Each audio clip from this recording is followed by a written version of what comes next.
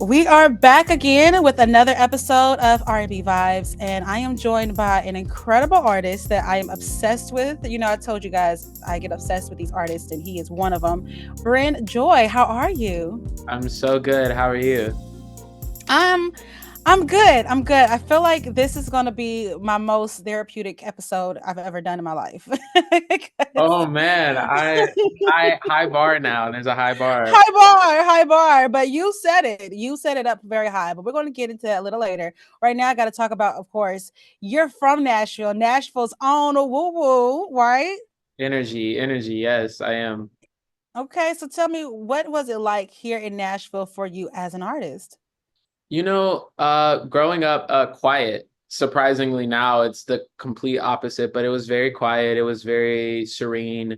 I my whole family is super Southern, so we kind of grew up in that world. We grew up traveling, listening to 92Q. We're big like road trip people, so like that was like the normal. And then being an artist in Nashville, it kind of was um a lot of growth happened. I always say like Nashville is a very intellectually creative city, right? And LA Mm, or New York or Paris are very like physically creative cities. You know, you get the stylists, the artists, the painters, whatever, but Nashville has this cerebral mindset that is so top tier that yeah. I feel like I grasped that before we grasped like the styling, the looks, the visuals. And so it's good home training. I don't know. I really am blessed to be from Nashville for real.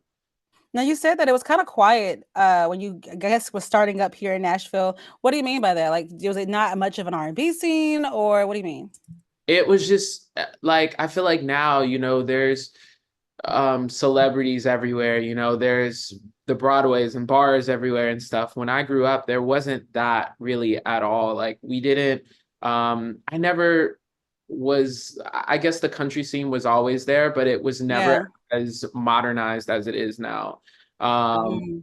and even coming up in starting in music, I went to Belmont and even just starting it still was very, very small. We only had like four venues.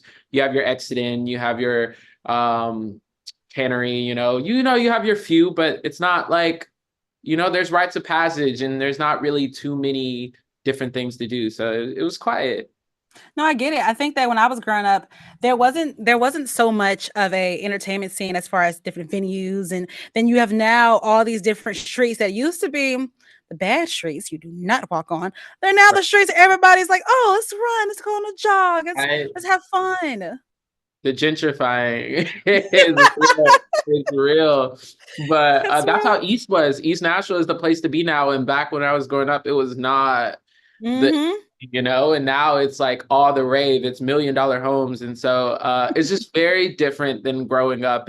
But it's still kind of the same. Like when I go back to Nashville, I know all the baristas, I know all the bartenders, I know all the Oh people, like wow. small town. So do you often come back here? And then when you come back, do you have this like moment where you're like, wow, I remember when it's like a full perspective type of situation for you? I come back every now and then. Anytime my parents are like crying, they're like, "Come back, Come come back back." home. But I do come back, and every time I do come back, I come for my peace and kind of like recentering everything. Yeah. It's kinda nice to block out a lot of the noise out here on the West Coast and just breathe and center and kind of find it's home for me though. It's very different than a lot of, and you get it too. Like Yeah. it's a lot of people go to Nashville for crazy time, for dreams to come true. For me, it's like home cooking. Like my mama's there, my mima. So it's cute. No, so it's like it's Nashville, my home, my peace, right? Exactly. There you go. There you go. I love that. Now when you moved to LA, was that right? You were from Nashville to LA? I did. What Yeah. made you make that decision to go ahead and go for it all and go to LA?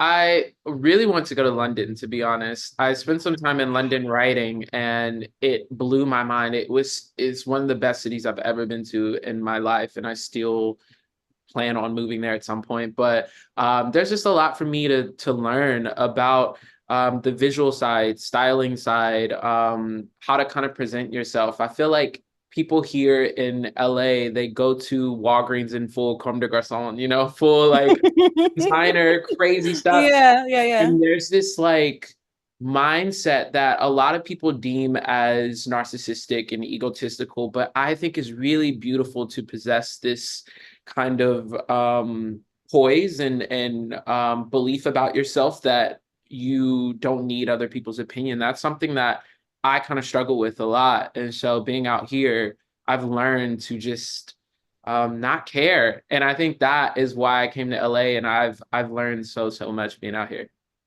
Now, do you feel like going to LA was basically taking that huge bet on yourself? Was that choice? Yeah, still is. Every Yeah. day. Like I feel like LA is detention for all the art kids. Like that's how I could describe it to someone that hasn't been here. It's like all the art kids got put into detention after school and our punishment is rent. And that's how it goes. I Like love it. that's the energy like it gives out here. But it's definitely risky being out here every day. But I wouldn't trade it for anything. It's beautiful. Now I know that you took that risk, but you didn't take that risk with $1 billion in your pocket. I mean, that had to be terrifying. You have a little this amount of money, you have this amount of people that you may or may not know in LA. How did you not? I would be nervous. I would have told myself, nah, I'm cool. I'm just gonna stick to my comfort zone. I did. We cried a lot. And I think the thing about LA is that for everyone, no matter if they show it or they don't, there's an expiration date, right? There Mm, always is a time where someone's like, I'm gonna run out of this money at this point, and every opportunity you get, that expiration date pushes back. And mm. so there's this kind of like we kind of trauma bond here in LA. A lot of people of like it's hard out here, like you get it. So like there's some of the biggest people in the world. You know, I have friends that were just in Saltburn, this crazy movie, and then the next day they're at Starbucks working again, you know? And so Oh like there's wow. this like it's this kind of common understanding that like you have to have a job to pay for your job out here, Yeah. if Yeah, that yeah, makes yeah. No, but it's cool. it makes a lot of sense. It makes me think about, I was going to ask you about the comparison and the challenges of being an artist from LA to Nashville, but it's the same thing in a sense. In Nashville, I am a personality here. I do so much with the podcast and radio, about they skip, but I still have to have a second job. It's the same Exactly. concept. Yeah. Doesn't change. It just gets worse. Mm. But wouldn't trade it though. It's the point of life because when it works, and then it makes everything worth it. I love how like the environment might change, but everything else might stay the same. Just do Uh, it. exactly. You know, we just Well, pray. I like the honesty in it all because it shows you, are I have to ask myself every day, is it worth it? Did you really want to go for it all? And I have these mantras, like I have things I have to say to myself or a scripture I have to say to myself in order to keep pushing forward. Do you have something like that? Um, I don't know. I've always been told by my mentors like a door will not open unless you close the previous one. And I've been so like in the middle of like a lot of decisions, especially recently. And I recently kind of discovered as soon as you close a door, a million open. And that for me blew my mind. So that's kind of like how I go about moving out here is like I need to make sure that am I going to keep this in my back pocket and do this maybe? And so that way I have this as like a plan B. Like plan Bs don't Yeah. exist out here. You know, it's plan A and then plan B is just another way to get to plan A. So like that's kind of how I go about it. Yeah.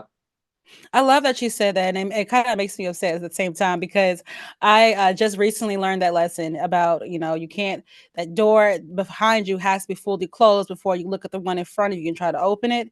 I thought that the door behind can still have some cracks, just a Mhm. little bit of cracks, just a little bit, but no, you have to fully close and exit before you move on to the next blessing that is prepped up for you.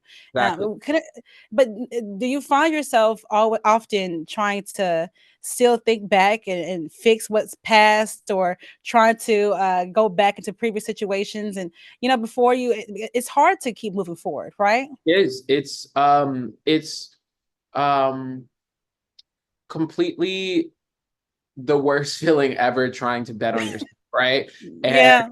trying to be like, I am worth it. I am going to take this risk when in complete honesty, you don't have the credentials to be, like some of the Yeah. rooms that I end up in, I'm like, I definitely don't have the credentials to be in this room with like everyone has a Grammy but me, everyone has an Oscar but me. I'm sitting here with people that could afford the entire apartment building I'm living in, buy it. But like, I think that betting on yourself, yeah, it's fearful, but it's beautiful. There's something really, really cool about it. And delusion, I think, is my biggest piece of advice when I give to people out here. Like, gotta fake it till you make it. If you think you're the shit, you're the shit. Exactly. And you know what? Yeah, every time, every time. It's I'm cool. loving it. I'm loving it. That's okay. I have a new thing I'm gonna say to myself every day I wake up. If you think you're the shit, you the You're the shit. shit. That energy. That energy. Now, when I listen to you, I love how you talk. You talk so candidly and openly, and I love it because I wonder when I listen to your music and even hear you now, were you always this open, this conversational? Were you a shy kid or a shy person at all? I definitely was friends with a lot of friend groups in high school and middle school, Yeah. but like I was not this like extroverted person. I think too, I am very like calm in demeanor. Like I don't really Hmm.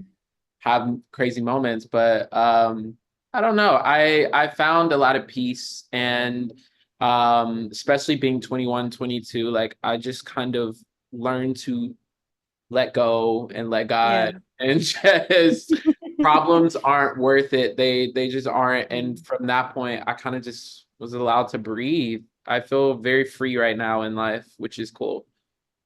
See, that's what amazes me about you. I think that I'm in the same type of mindset. I used to be so, people would say I was talkative as a kid, but no, it was, though externally sociable, internally closed and blocked off. It was all a mask in order to hide what I was really feeling. Yeah. And I feel like with you and your music, especially when I see you on stage, it's sociably you are there, you are out, you whatever, because your internal self is saying all the things that needs to be said. Does that make sense? Yeah, that makes total sense. I think too, there's this power in maintaining your morals and kind of like how you move. And I have found that people really appreciate, even out here, like smiling and being open is like your way to stand out. Everyone tries to be on the wall and be like tight beat, The cool but people. but Hey. like I'm telling you, smiling in a room has taken me into the craziest nights of my life being out here in LA. Like just going up to people there, you see celebrities, no one's talking to them, no one's hitting them up, no one's being like, hey, how are you? And that is kind of the approach I've been taking recently, and it has gotten me so far. Just being open and being aware. Yeah, I think that a lot of people need to understand that the atmosphere, the room that you're in currently, can be a new direction to where you'll be next tomorrow. Later, if you just take appreciative of the room, take an appreciation of it, and then on top of that, be in the moment. That Be in the moment. I get so sick and tired of people that just can't appreciate where they are right now and the current atmosphere, the current moment that is happening. If you do that, you might be able to go a little further and maybe even see someone or something that's going to take you to the next step. that it works every time. It's my managers and my mentors always tell me it's a long game. It's a marathon. It's not Mm, this week's numbers. It's not about next week's numbers. It's about focusing on making sure that when everything does pop, everything from before is flawless. I think that for me is how you have a Lizzo moment or a Doja moment or all these incredible yeah, yeah. people where everyone's like, or Billy, where everyone's like, oh my God, they came out of nowhere. And I'm like, yeah, that's because when everyone discovered them, every piece of music before was flawless as well. And so it wasn't a song. Like they didn't give you the option to only like one song. It was everything. And I just think it's just pacing yourself for me right now, being out here and just living in the moment. So when you look back though at the hard work, I mean, you're still doing work, you're still putting in the effort and everything, but the journey from then to now, what do you say to yourself? Um, give myself grace. I think Yeah. I'm so hard on myself, right? I Mm. put out everything, the EP I have out now, right? 20s. I put it out, no edits. I didn't know about production edits or executive producing or anything. I literally put it out. It wasn't supposed to work. And work is very subjective of a word, but like I look back on it now. I look back on past performances and I'm so hard, I'm so critical, and I'm learning to just give myself grace. And Mm. I never really lived in the moment. And so I kind of am regretful of that in the past. So now I'm trying to take that approach and be easy. Try- What do you feel like when you say you didn't it was not supposed to work? Let's go into it. The 20s is a great, it's beautiful. I love 20s. I thought it was great. And maybe think about jazz for whatever reason. Don't ask me why. But uh but what do you mean? It was the concepts or what was not supposed to work on it? it was just therapy. Like it was therapeutic. I found that people listened to me more when I sang than when I spoke. And so I was allowed Mm. to kind of sing and just get it off my chest. Like I wrote 8 songs, which were the first 8 songs I ever written, and I put it out. That literally is in that order, in that vibe. Like that's the songs that were released. And I never did it for the goal of it working or me moving out here or whatever. That I was mean, never yeah, was not being a an success. option. Yeah, exactly. Like it wasn't an option to move out here to LA and like to do it and stuff. So like the fact that I was able to do it, it is really amazing because now I get the time to like apply what I've learned and present kind of a new piece uh and hopefully show people the growth. But therapy for one, testimony for another, or vice versa. So it worked. I mean, listening to 20s, it made me kind of smile a little bit because as I'm now 27 years old, I'm still trying to figure it all out. Yeah. And this is that time period where you're going to have the I don't know moments, the I gotta second guess myself moments, do they really like me? It's a question mark on love, life, and faith, everything. Yeah. So it was a testimony. I think it's a beautiful piece of work, and I think it may not have it should have worked, but it did because it was everybody's testimony. It's all Yeah. of ours. I agree. That means a lot. Thank you. Yeah, you spoke a story in that, and I love watching your performances. Also, I gotta give you a nod to that as well. It's funny because you definitely come alive when you're on stage. You take a new presence. Do you feel that way? Yeah, it's um I don't know. It's very you feel very powerful being on stage and Yeah, you kind of it's this idea of holding people hostage. And you're like, I can do whatever I want right now and y'all are gonna like, listen to me and you either leave with a fan or you leave with the same amount of fans you had, and yeah, in some people's case you lose fans, but that's rare. yeah, But yeah. I feel like for me, being going to Belmont, going to all that, that was where we started was performance. Hmm. It really wasn't like a visual aspect or a artistic approach to learning that was given at Belmont. It was very performance based. And so that to me is what feels the most comfortable is like getting up in front of people and just singing. See, what I like is though, it's not just about it's not just the crowd reaction because you get great crowd reaction. It's the when I see you on stage, I I can see you listening to the arrangement, like you are piecing things together and making sure it's the marriage that you want it to be with from the words to the melody to the beats to even the damn background vocalist. Are you singing Yeah, the right way? And I love how you piece arrangements together. thank you. Um, is that a nod to the professors that taught you? I know you started all of this the freshman year of college, right? Getting into Yeah. music. I guess it is a nod. A lot of it I just learned on my own, to be honest. Like I Okay. MD most of my show. I MD all of my background vocals, all of a lot of the parts I do, and I think sometimes it works because I don't know what I'm doing.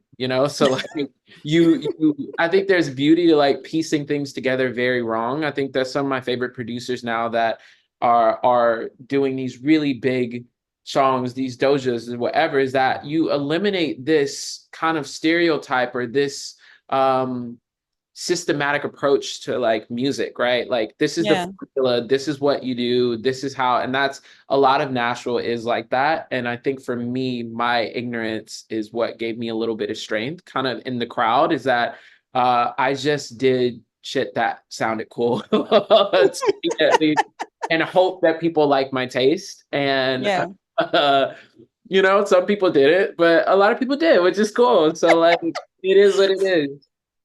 See, I love see, I could I the premise of you in every aspect, I feel your followed motto it should be taking a chance on self. Yeah. Cause you're like, hey, I'm taking a chance on myself when it comes to my music, because this is me. My music is me. It ain't nobody else. So here is me in my song, in the way I speak, in the way that I present. And I'm just gonna bet on the idea that y'all gonna love it and I wanna believe in it and have the faith in it. Energy. You gotta, and that in turn, I feel like um me and the artists that take that approach, it's a way longer battle, right? Like Yeah.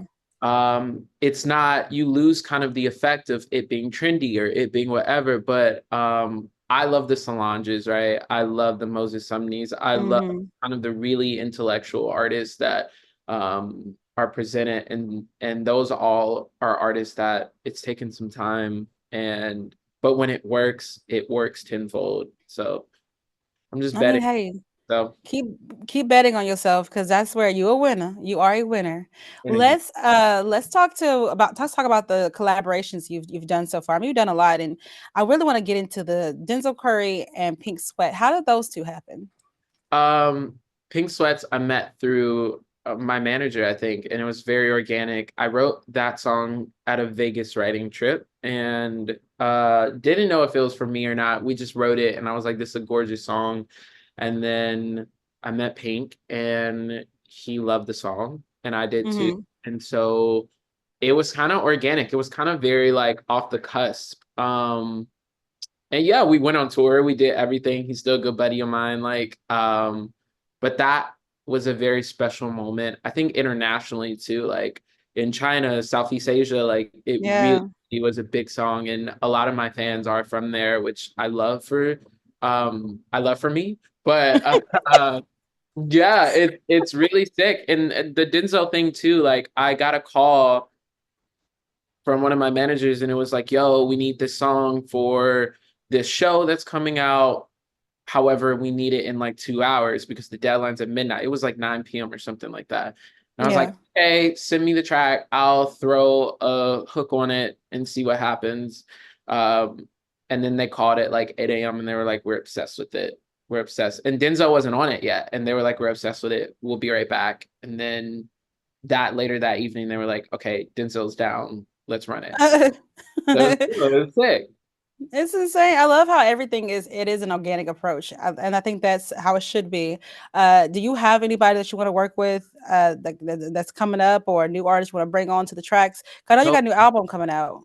yeah, so many. I am a huge Smino fan. So like Oh. the whole Chicago scene, I'm a massive fan of. The entire album's kind of based on like underground New York early Tumblr R&B world. Hmm. 2015 Tumblr sound is like kind of a lot of what the album is geared towards. Like I said, Solange is like my it's my moment, it's my Roman Empire. She's like top dog of like art. It's so good. So many people though. I think their Q is an amazing artist that's coming up Yeah, in yeah. East.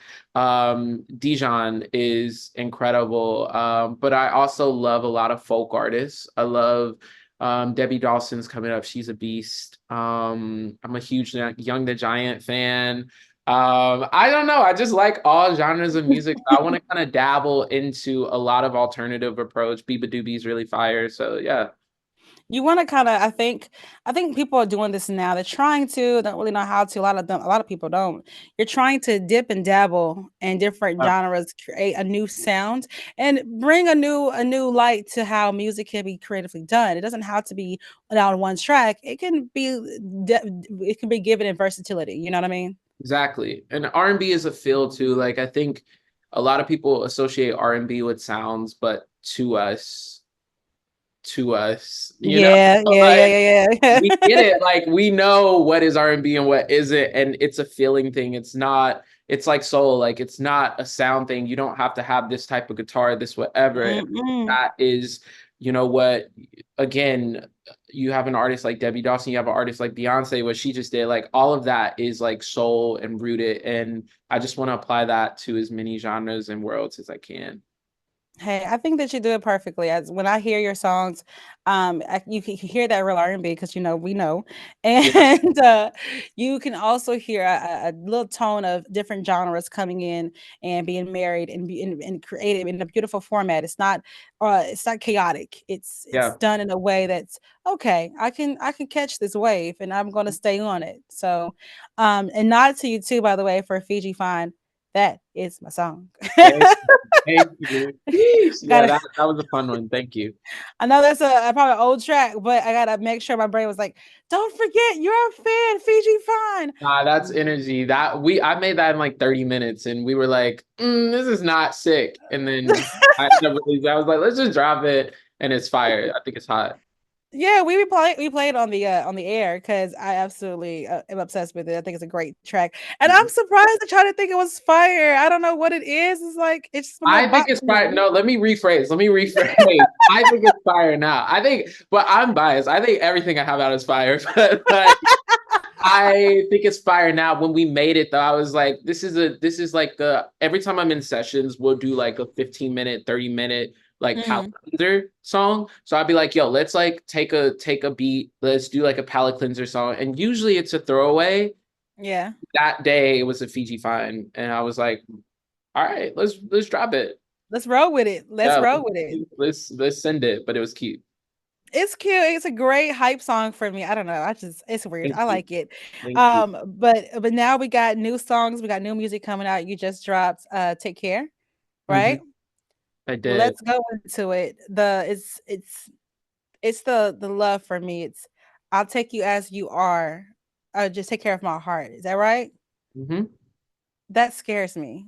It Yeah. really does. I think that for me, it's not just the idea, and help me out if this where you was going. It's not just the idea of taking me as your yes, I'll take you as you are. You're crazy, you're flawed, you're beauty, you're ugly. All I want for you to do is love me. Make Hmm. sure that you're taking care of me in that love. And Yeah. it's so hard to accept people and they're ugly. Yeah, it's for me too. I am gosh, dating the past 2 years has been a feat. And I think that, oof, but for me, like I really love one-of-one people. Like people always ask my type in dating. I love someone that no one else on planet Earth exists like them, you know, like Yeah. physically, emotionally. Like I love out there people, like that's just my type. And so when we were making this song, I am a person that's very aware of how I come across to everybody, right? Like a Mhm. lot of people have the same amount of information about me.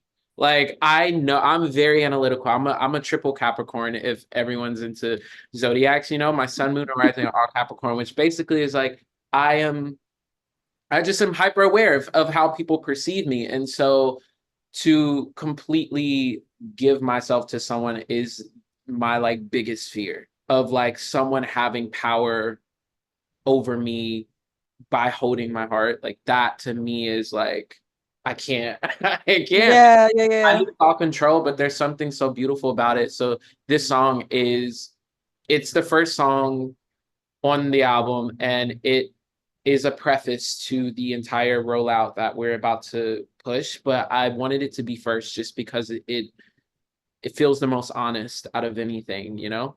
Um, and it's special. It's a special song. How are you dealing with the fear in love and in relationships? How are you dealing with that? Okay, word. Yeah. You know, Cute, got it. here's the thing. I am becoming a lot more mature in relationships, and I think that I have never let go of my standard that I hold. And I have found that that has brought me into very beautiful rooms with very beautiful people. And I definitely am still fearful, but the more you love yourself, the less fearful you get. Uh, Yeah. the more you know who you are, the less people can change your perception of that. And so that in turn has kind of helped with that situation. I definitely am still kind of like a hard ass, but I'm just a lot to handle. So I'm the same way. And honestly, it's funny talking to you because, earlier we were talking about taking a bet on yourself for your career and, just going for it all. But then somebody says, take a chance on yourself in love. What? yeah, crazy, crazy. It's too much, too That's too much. much. That's too much of a commitment. Wait a minute. I don't want to do all of that. that but I'm learning. So I mean, and eventually, I think that like life in itself, love is a step by step, piece by piece. And when you've been by yourself, dealing with yourself for the longest, and now the idea of taking someone else on in a very serious matter, like I gotta care for you. I have to actually be at the hospital if something happens to you. I have to make sure um, that your needs are met, not just my own. And that's terrifying. yeah, one of my favorite lyrics is in the song, and it talks about how, stormy weather is no problem. Maybe tomorrow's a dry one, but I'm not worried about the outcome. And that Mm, to me is how I am thinking about love right now, is that I'm not fixated on marriage or it working or blah, blah, blah, blah, blah. I'm just taking it day by day. And as long as I'm happy. I take care of myself, right? I can provide fully for myself. So as long as yeah. you're not adding a smile to my face every day, you know, that Mm. is all I ask of you. I just need you to make me smile. I can do everything else. Um, and if there's days where you don't do that, then we assess the issue. Come on, we assess the issue. Energy, Yes. you know? I love it. And that is because right now, like I said, you're tap dancing on my sermon because I am so into that right now. Just make me smile, okay? Make me happy. Of course, we're gonna make each other happy, but make me happy. And the Exactly. days that you don't do so, we're gonna have a sit down and have a little conversation because I'm Exactly. good. All of me is okay. I'm the Yeah. needed part is good. I just want you. Period. That. Wow. Yeah, yeah, yeah. No, you ate that. That's real. That's how I feel. Like I just want you. I don't. The dinners are nice and the everything is nice, but like that connection, and I want to understand you and how you work, and I want you to understand me. And the only way we can do that is if you just take it day by day and you ask questions and you experience each other. That to Yeah. me is love more than, sprinkle sprinkle. But Come on, sprinkle, sprinkle. which is nice, you know what? You know what? Let me stop. Not too much. Not too much on sprinkle sprinkle. Because I be eating it up. Anyway. I love it. Let me stop. Let me The word of the day, well, the phrase of the day is sprinkle, sprinkle. want to do it. Want to do it. Come Won't he do it? on. But you're right. But you're right. It's okay that I'm glad that we talked the dinner, the flowers, whatever. That's cute. That's cute. But I want something to drop dead gorgeous. I want a full on you. I want to the good, the bad. Let's go through it all because that right there, that old school type of love Yeah, story that we don't have that no more. We don't have that anymore. So let's create that. I And know. that's what we're looking for when it comes to love, right? Always. That's the goal. So tell me, what else can we expect from this project? I got to get some more nuggets, some more teasers for this project. I mean, it is my love letter to alt R&B. There is a lot of, it's very risky. It's a very risky album. There's a lot of genre bending. There is me getting into piano, me getting into a jazz standard, me getting into Mm. a lot of energy. When I first started music, I was into the early internet, the early Sids, the early Yeah, Gambino yeah, when he first came up. And so I think this album is sonically stunning. It is very in that lane of deep. underground R&B, early Tyler the Creator feel, and I'm just very excited to for people to not only hear their songs but hear how the album flows. It is Mhm. an effortless, 12 songs, and it's gorgeous. I think it's so crazy. So me and my friends have been bumping it in the car. The bass is way too loud and the drums are way too hot, and that's the whole feel for the album if people can like get on that road. So when can we bump it in our car in our speakers? What we gonna do? When You can know this what? happen? We will let you know. No, Jesus, I'll, not the. once that red light on recording goes off, then we'll talk about We'll it. talk about it. Energy.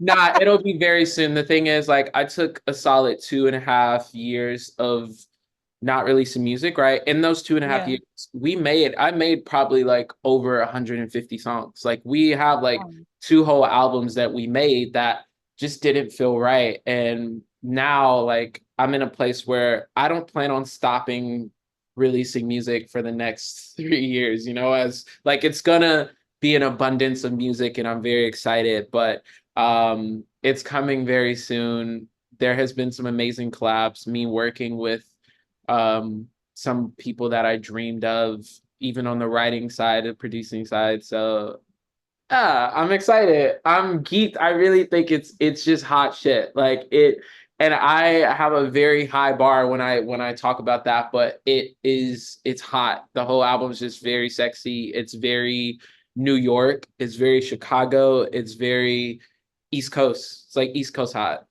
I'm excited. I think that no matter what, like I said before, you just win. You always do. The music is there. The stage presence is there. But when are you going to bring both back to Nashville and do a concert? When is that happening? Soon. We're making our way around the world. We're making Okay. to the Asians, and we're coming back around to Nashville, but Nashville's Okay. home. Okay. Nashville's home, so I want to do something really, really special around the album release, and Nashville does it like no other, but I want to make sure that everything is right and kind of get some of the kinks out of the music. And yeah, I'm not You saying a know, lot, but you're not, especially when you said that when you said Asia and Nashville, I was like, we are in two different area codes. What we are not, I and you still know want what? Nashville right now. I'm sorry about it. Nah, it'll happen. Nashville's home, so that'll always be number one priority. I have to ask you this. When you look back and think about 20s, that project and this project that you got coming out, what's the comparison, the contrast? What's the difference between the two? Oh, I know what I'm doing now. I think that's the biggest thing. Like, I know what I'm doing, and Take Care is probably the closest to 20s out of any song on the album, which I think is Hmm. why I released it first. Everything else is my voice sounds different. How I sing sounds totally different. You can kind of hear that on Take Care, just the growth and kind of how my voice is lower, just things like that. And so it's very different. It's very, um, I think I look at some of the people I love and the music I love, and I'm a little biased, but I think it's toe to toe with some people. Like, I feel very excited. I do think similarly. I Similarity. Yep. I feel like 20s was very honest, and it was kind of like a very big leap of faith. And Yeah. in soundscape wise, there was this kind of beautiful jazzy nature to everything, and it was very organic, and a lot of this sound plays off of that and kind of expands even more with how organic it feels.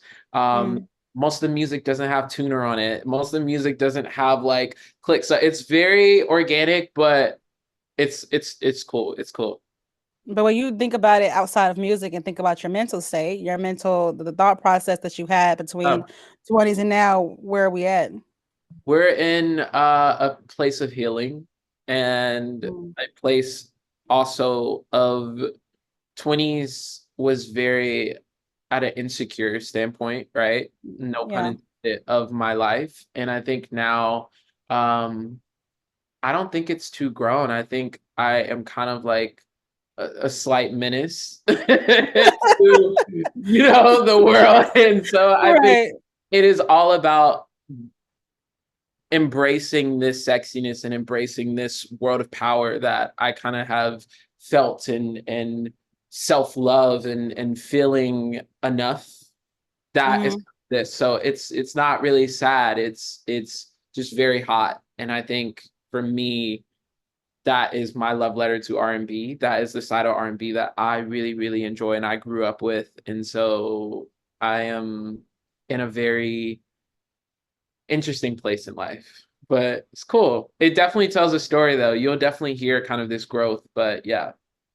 I mean, honestly, as someone that took the time to do research and stuff about you so I can get prepared and everything like that, the maturity and the difference in self, it's very apparent and it's wonderful to see. I feel like you're now at a better sense of self and discovery and all of that than you were probably before when working earlier in your life and all of that. You Mhm. now have a better perspective and concept of who you are as an artist, a growing artist, and even as an individual. So Yeah. I'm excited for you to continuously bring that out as a fan.